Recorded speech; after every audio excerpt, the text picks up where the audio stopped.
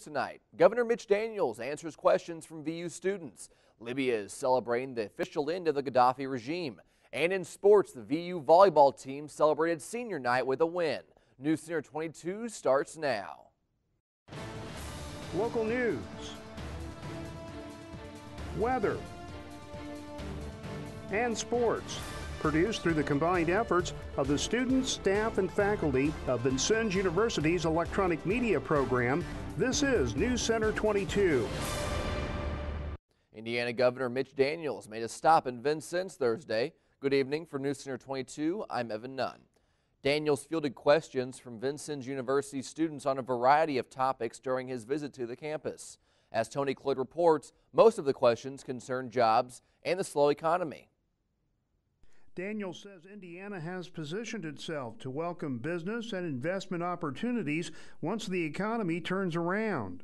It's a huge frustration to us that Indiana has become seen by everyone as one of the very best places for jobs, but nobody is investing and the economy is not growing. Daniels says wasteful spending and failed policies at the federal level are leaving the next generation with a terrible burden. For these young people to realize the enormous potential they have in life, we need to shape up as a country and fast. Daniels added that the federal government is borrowing 40% of all the money it spends, and half of that is coming from overseas. On a lighter note, the governor says he always enjoys taking time out of his busy schedule to talk with students because they are our future. On another subject, Daniels says he has no interest in becoming a vice presidential candidate. He added that he's looking forward to returning to the private sector once his term as governor comes to an end. Reporting for News Center 22, I'm Tony Cloyd. The public had a chance to hear from those running for Vincennes City Council and the mayor's office last night.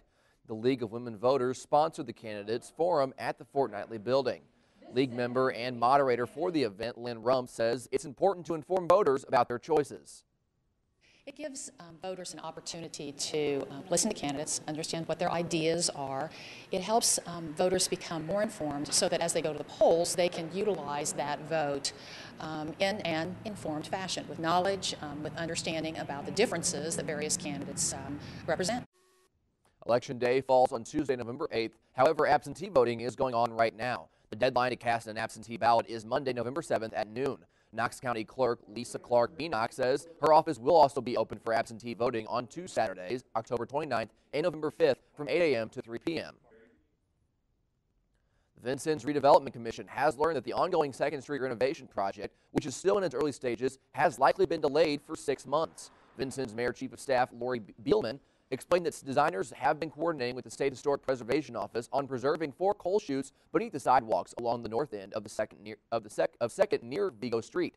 The chutes are basement-like structures dating back to the 1700s. With the change in schedule, Mayor Al Baldwin is suggesting another project involving Hart Street be piggybacked onto the 2nd Street project. The plan calls for replacing the sidewalks on Hart Street from 2nd to 15th.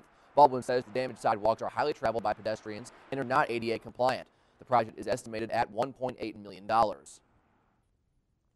Vincennes Utility Services Board approved a payment of nearly $50,000 in stormwater utility funds towards the repair of 2 levee storm stations. The money is the local match for grants the city received to repair the Perry Street and College Avenue pump stations. USB General Manager Kirk Bushy says during the flooding of 2009, the pump at the Perry Station failed and the electronic controls at College Avenue also failed. Bushy says they were initially denied FEMA disaster funding for the projects, but through the efforts of Ellen Harper with the State Office of Community Affairs and the Southern Indiana Development Commission, the city was eventually awarded grants for both projects in 2010.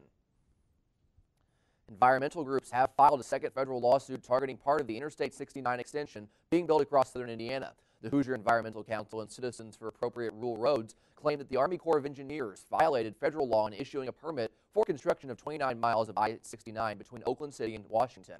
That permit allows nearly 645,000 cubic yards of earth, stone, and concrete to be used to fill in wetlands in Pike and Davies counties. INDOT spokeswoman Cher Goodwin tells the Indianapolis Business Journal that the agency is confident has followed the law.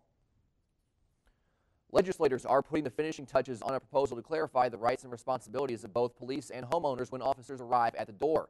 Dozens of legislators expressed outrage when the Indiana Supreme Court ruled homeowners A proper recourse was a lawsuit if police barged in without a warrant. Several rushed to draft bills specifying a right to resist, but a final draft from a study committee is expected to instead spell out specific circumstances in which police have a right to enter.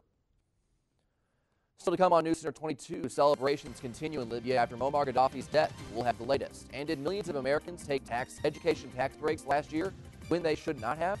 We'll take a look when we come back. Stay with us.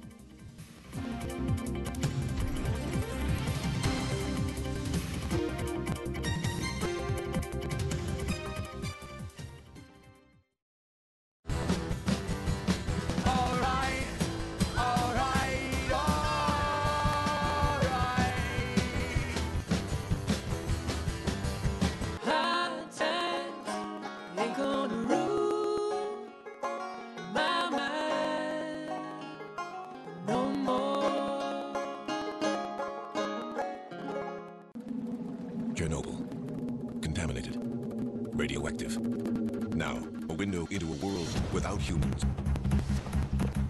That's run wild.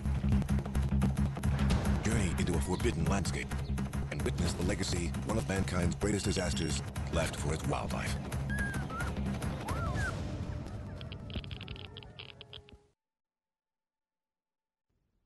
The end of one of the longest-serving dictators signals a new beginning for Libya. Muammar Gaddafi was killed yesterday after he was captured by revolutionary forces. Rick Vincent has more on what's next for the country. We warn you that some of the video is very graphic. Celebrations over the demise of Libyan dictator Muammar Gaddafi stretched from Tripoli all the way to the gates of the White House. Gaddafi's death marks the final blow to his 42-year reign. We are so happy. It's a greatest moment in all my life. This is how it all ended for Gaddafi. Video shows he was captured alive but bloodied. Libyan revolutionary forces say they found him hiding in this drainage pipe. When I saw Gaddafi's face covered with blood, I saw a man who covered Libya for 4 decades with blood. So he has to, in his last moment, last day, he was covered with the blood that he covered Libya with. The official word is Gaddafi died after being caught in the crossfire of a shootout following his capture. Libya's transitional government says it's now focused on stabilizing the country. That includes tracking down and securing the stockpiles of weapons spread across Libya. We want also some expert to help us to get rid of this kind of arms, missiles, which Gaddafi took them anywhere. We don't know where they are. Gaddafi's death also means NATO's 7-month-long campaign in the country will come to an end, and the focus now moves to nation building. I'm Rick Vincent reporting. Amnesty International is calling for an independent investigation into Gaddafi's death. The group also says his inner circle and family should be treated humanely and be given fair trials when captured.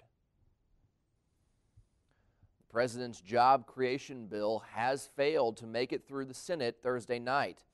Senators worked late into the night before deadlocking 50-50 on whether the bill could be brought to the floor. At least 60 votes were needed to bring a proposal up for debate. It's the second time in 2 weeks the Senate has killed a version of Obama's jobs plan. In a written statement, the president said the move was, quote, unacceptable. Senate Minority Leader Mitch McConnell blamed Democrats for blocking a Republican compromise. Republicans say the president's plan would raise taxes and hurt the economy. A watchdog report says millions of Americans took education tax credits last year, and they shouldn't have. The report came out Thursday. It says the credits were given to people who either didn't have a Social Security number, were in prison, or unable to prove they actually attended any type of higher learning. The Treasury Inspector General for Tax Administration says this cost the American taxpayers more than $3 billion. The TIGTA provides oversight for the Internal Revenue Service, which disagrees with these findings. Today is National Mammography Day. Doctors and researchers have been debating the pros and cons of annual mammograms for years, but the question has taken on an added urgency since 2009, when a federal advisory group recommended that most women have mammograms every other year beginning at age 50, rather than every year beginning at age 40.